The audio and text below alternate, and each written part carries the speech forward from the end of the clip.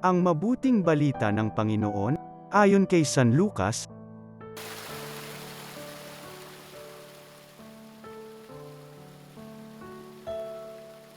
Noong panahong iyon, sinabi ni Jesus sa kanyang mga alagad, walang mabuting punong kahoy na namumunga ng masama, at walang masamang punong kahoy na namumunga ng mabuti.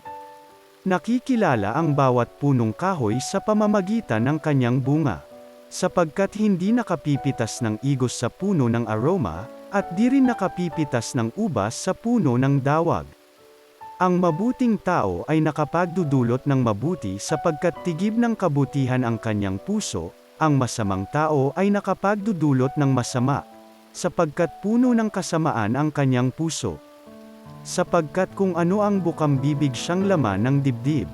Tinatawag ninyo akong Panginoon, Panginoon, ngunit hindi naman ninyo ginagawa ang sinasabi ko. Ipakikilala ko sa inyo kung kanino natutulad ang bawat lumalapit sa akin, nakikinig ng aking mga salita, at nagsasagawa ng mga ito. Katulad siya ng isang taong hamukay ng malalim at sa pundasyong bato nagtayo ng bahay. Bumaha, at ang tubig ay bumugso sa bahay na iyon, ngunit hindi natinag, sapagkat matatag ang pagkakatayo.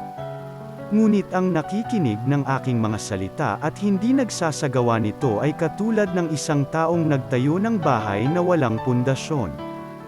Bumaha, nadaanan ng tubig ang bahay na iyon at pagdakay bumagsak.